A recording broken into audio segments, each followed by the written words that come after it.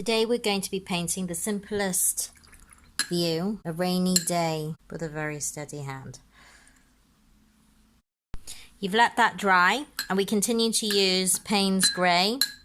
Then you're going to put clean water. Sorry, it's very slightly got Payne's grey in this.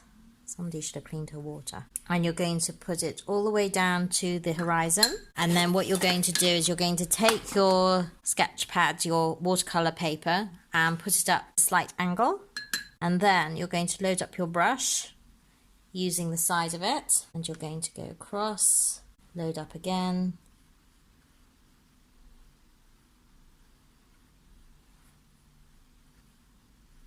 And then we're going to clean the brush because we want some variation in the clouds because it is a rainy day after all. And then you clean it again and you're overlapping as you're going down, overlapping as you're going down, overlapping. And can you see it falling because it says a slight slant? So if you want to, you can move your paper around. Can you see the water moving around? It's very relaxing doing this actually. Some papers dry quicker than others. Also, it depends if you're in a warmer room. But if you like the way it's settling, just leave it alone. Very, very important point.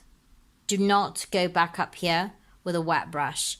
You keep at the top, you keep moving down, moving down. You can add water to it as you're going down, but do not take that wet brush up here because this will be the point of where it dries quickly and dries first. And so if you put a very wet brush into something that is essentially damp, then you're going to create cabbages.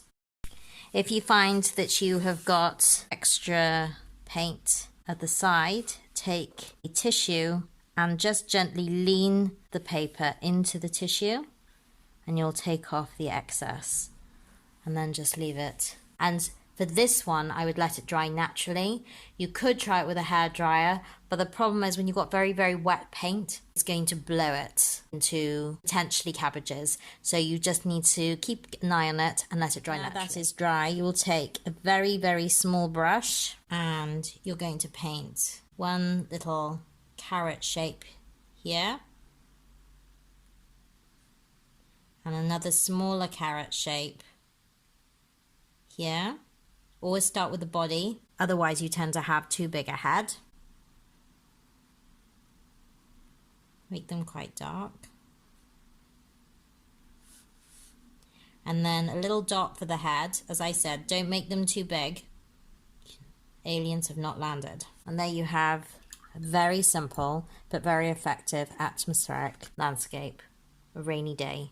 One colour, two techniques, so dry, wet on dry, and then we wetted all of this and just dropped in the colour. That is wet and wet.